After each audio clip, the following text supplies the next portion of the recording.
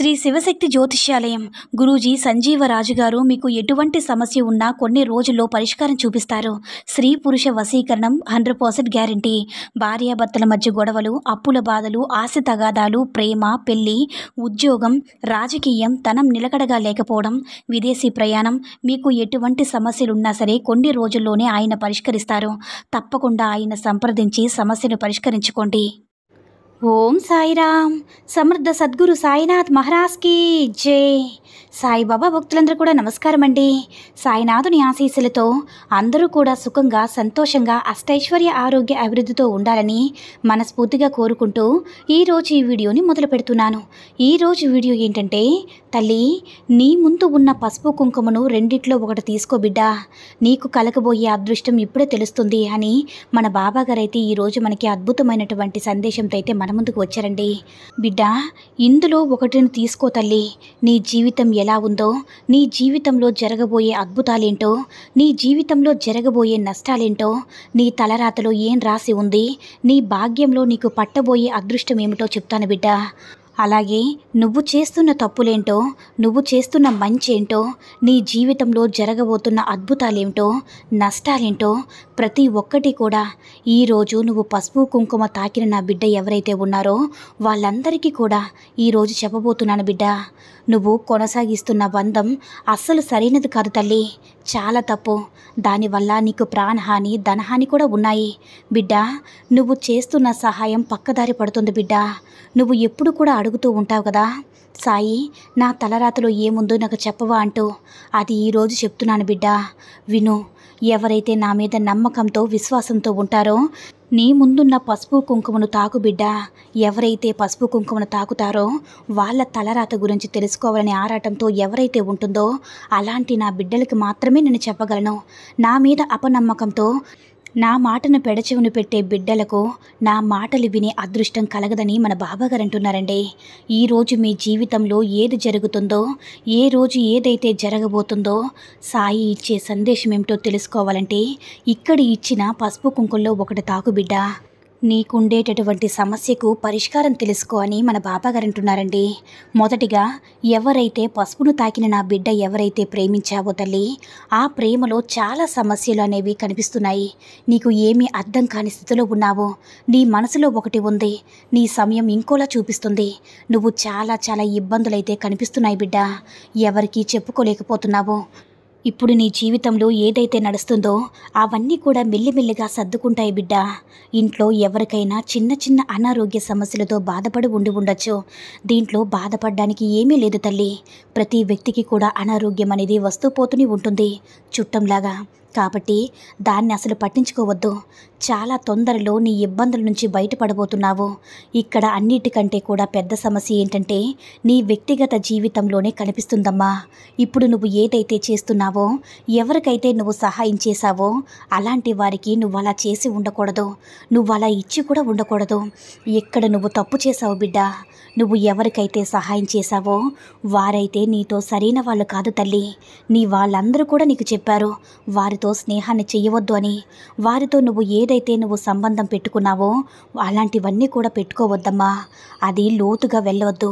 నువ్వు ఏదైతే తప్పు చేశావో వాటి పరిణామాలన్నీ కూడా నువ్వు చూడబోతున్నావు.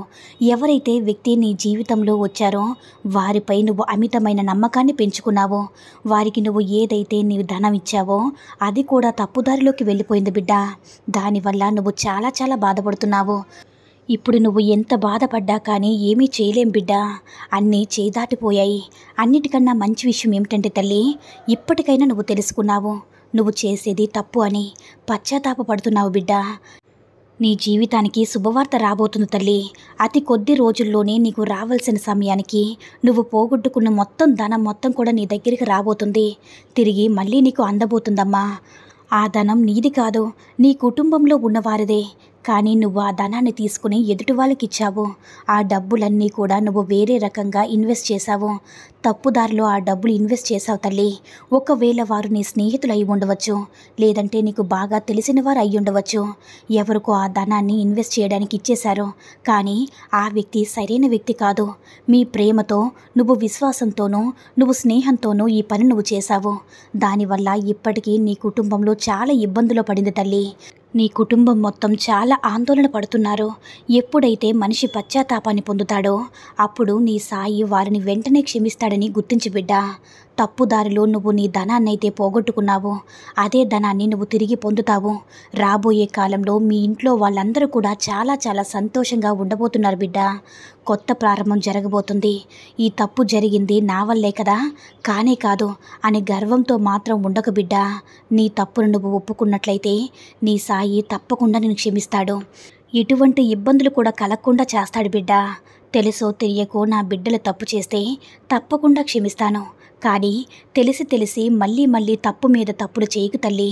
నీ తప్పు నువ్వు ఒప్పుకొని దానికోసం నువ్వు పశ్చాత్తాపపడితే తప్పకుండా మీ సాయిని నిన్ను క్షమిస్తాను బిడ్డా. మీ తప్పును నువ్వు ఒప్పుకోకపోతే నీ సాయి నిన్ను ఎలా క్షమిస్తాను చెప్పు, ఎలా రక్షిస్తాను చెప్పు తల్లి. ఇప్పుడు నువ్వు ఏదైతే పని ప్రారంభిస్తున్నావో ఆ పనిలో చాలా లాభాలు కలుగుతాయి. జీవితంలో నీకు ఉన్నతనిది కలుగుతుంది బిడ్డా. ఎప్పుడైతే నీ తప్పును నువ్వు తెలుసుకొని సాయి నా తప్పును క్షమించి తండ్రి అంటే నీ సాయి వెంటనే నీకు క్షమిస్తాడు. నీ సాయి ఎప్పుడు కూడా నీకు తోడుగా నీడగా అండగా ఉంటాడని గుర్తించుకో బిడ్డా అని ఎవరైతే పసుపును తాకారో వారందరికీ కూడా మన బాబాగారు ఈ విధంగా అయితే సమాధానం చెప్పారండి. ఇంకా కుంకుమ తాకిన వారు ఎవరైతే ఉన్నారో బిడ్డా, నీకు ఏదైతే జరిగిందో అది నీ కర్మ ఫలమే తిరిగి వచ్చింది తల్లి. నువ్వు ఏదైతే కర్మ చేశావో అదే నీకు తిరిగి వచ్చింది. ఇక్కడ నువ్వు బాధపడవలసిన కంగారు పడవలసిన పని లేదు. నువ్వు ఏదైతే తప్పులను చేశావో వాటి వల్లే ఇబ్బందులను అనుభవిస్తున్నావు. అదంతా కూడా నీ కర్మ యొక్క కర్మఫలమే. ఈ సమయంలోనే కర్మ అనేది ఎప్పుడైతే తిరిగి వచ్చిందో మీరు ఏదైతే తప్పులు చేశారో వాటిని మళ్ళీ మీ కర్మ రూపంలో అనుభవించేలా చేస్తుంది బిడ్డా. అయితే ఇక్కడ నువ్వు చేయడానికి ఏమీ లేదు బిడ్డా. ముందుగా నిన్ను నువ్వు క్షమించమని అడగడమే. బిడ్డా, నీ బంధాన్ని ఎప్పుడు కూడా నువ్వు సీరియస్గా తీసుకోలేదు. నువ్వు నీ మనిషిని మోసం చేశావు, సరిగ్గా అర్థం చేసుకోకుండా ఏడిపించావు, తనని చాలా బాధ పెట్టావు, తన మనసును గాయపరిచావు. నువ్వు ఏది చేస్తే అదే నీకు తిరిగి వస్తుందన్న విషయాన్ని మర్చిపోయావు బిడ్డా. ఇప్పుడు నువ్వే ఇబ్బందులో పడ్డావు. సాయి కాపాడు అంటున్నావు కదా. నీ తప్పును నువ్వు తెలుసుకుని నీ సాయిని క్షమించమని అడుగు బిడ్డా. ఇక మీదట ఏ తప్పులు చెయ్యను బాబా అంటూ మీ సాయిని కోరుకో తల్లి. ఇప్పుడు ఈ సమయంలో నువ్వు బాధ పెట్టిన మిత్రును క్షమించమని అడుగు. గతంలో ఆ వ్యక్తిని బాధ పెట్టిన విషయం గుర్తొచ్చి ఆగిపోతున్నావు కదూ. తప్పంతా నీదేనని, నీ వైపే ఉందని వారికి క్షమాపణ అడగడానికి వెనకవడుగు వేస్తున్నావు కదా బిడ్డా. అయితే ఇక్కడ తప్పంతా నీదే అన్నది నీకు అర్థమైంది కదా తల్లి. ఒక్క అడుగు నువ్వే వెనక్కి తగ్గైనా సరే క్షమించమని అడుగు. దానివల్ల రాబోయే రోజుల్లో చాలా బాగా ఉండబోతున్నాయమ్మా. చీకటి తర్వాత వెలుగు రావాల్సిందే కదా తల్లి. దానివల్ల నీ జీవితంలో కూడా వెలుగు అనేది తప్పకుండా వస్తుంది. నువ్వు ఇక్కడ కంగారు పడాల్సిన అవసరం ఏమీ లేదు. అన్నీ సర్దుకుంటాయి. ఇక నువ్వు అనుకుంటున్నావు కదా బిడ్డా, అసలు నా తలరాతలో ఏమి రాయబడి ఉంది బాబా అంటూ అడుగుతున్నావు కదా బిడ్డా. జాగ్రత్తగా వినుమరి.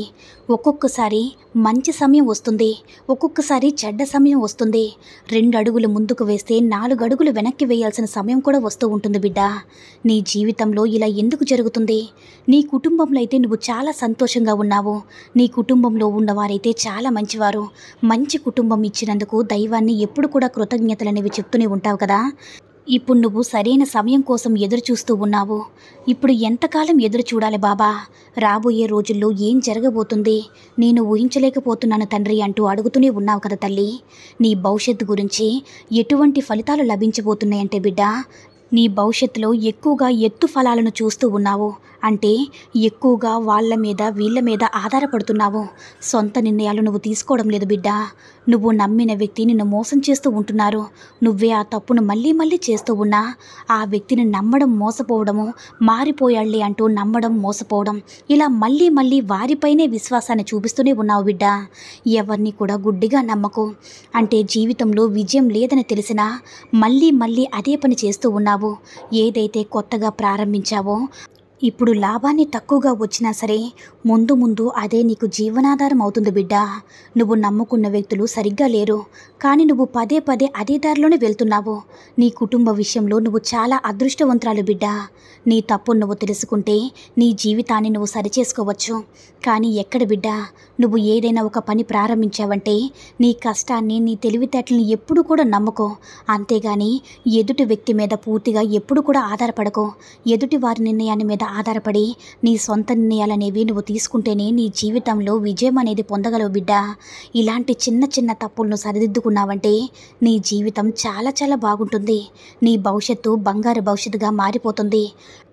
అతి త్వరలోనే అతి తొందరలోనే నీకొక అద్భుతమైన అవకాశాన్ని ఇవ్వబోతున్నాను. ఎవరూ ఊహించినంత అద్భుతమైన స్థాయికి నిన్ను తీసుకుని వెళ్తాను బిడ్డ. నువ్వు చేయాల్సింది ఏంటంటే నీలో ఉన్న చిన్న చిన్న లోపాలను వాటిని సరిదిద్దుకుంటే నీ వెంటే ఉండి నడిపిస్తానని అంటూ మన బాబాగారు కుంకుమను తాకిన వారందరికీ కూడా ఈ విధంగా సమాధానం చెప్పారండి. మరి పసుపు కుంకుమను తాకిన వారందరికీ కూడా బాబాగారు చెప్పిన అద్భుతమైనటువంటి సందేశాన్ని మీ అందరికీ కూడా నచ్చిందని అనుకుంటున్నాను. ఈ వీడియో కనుక నచ్చినట్లయితే మిగతా సాయి భక్తులందరికీ కూడా రీచ్ అయ్యేలా షేర్ చేసి లైక్ చేయండి. అలాగే మన ఛానల్ని ఎవరైనా మొదటిసారిగా చూస్తున్నట్లయితే తప్పకుండా సబ్స్క్రైబ్ చేసుకుని మాకు కొంచెం సపోర్ట్ చేయండి. సర్వే జన సుఖినో భవంతు. జై సాయిరామ్.